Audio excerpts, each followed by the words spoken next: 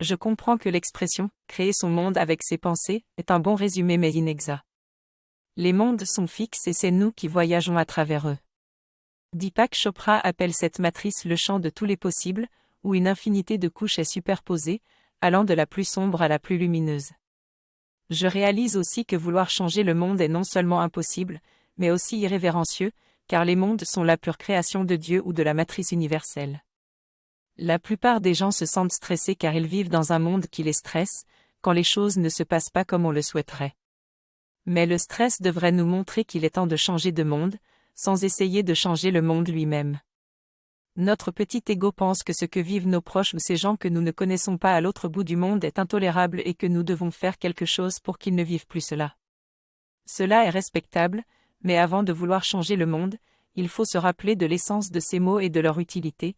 Nous sommes ici aujourd'hui car nous nous sommes réincarnés des millions de fois pour arriver à ce stade d'évolution et les événements négatifs dont nous entendons parler aux infos appartiennent à des mondes fixes, probablement déjà traversés. Nous en sommes là grâce aux leçons apprises pendant ces multiples incarnations. L'auteur de ce texte nous explique que l'ingérence dans la vie des autres peut être nuisible et empêcher leur évolution personnelle. Si quelqu'un s'était opposé à notre apprentissage dans le passé, nous n'aurions jamais appris et serions toujours restés bloqués à un stade précédent. Il est donc important de ne pas faire le bonheur des autres malgré eux, mais plutôt de les inspirer à s'en sortir eux-mêmes. Nous ne pouvons pas ressentir leur vécu ni savoir ce qui est bon pour eux, donc nous avons plutôt l'obligation spirituelle de leur fournir les informations qui peuvent les aider, mais jamais de faire les choses à leur place.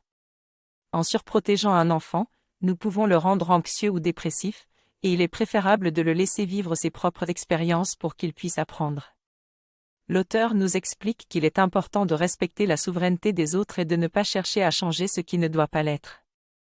Nous devons montrer à ceux qui en ont besoin la porte de sortie, mais c'est à eux de choisir de l'ouvrir ou non.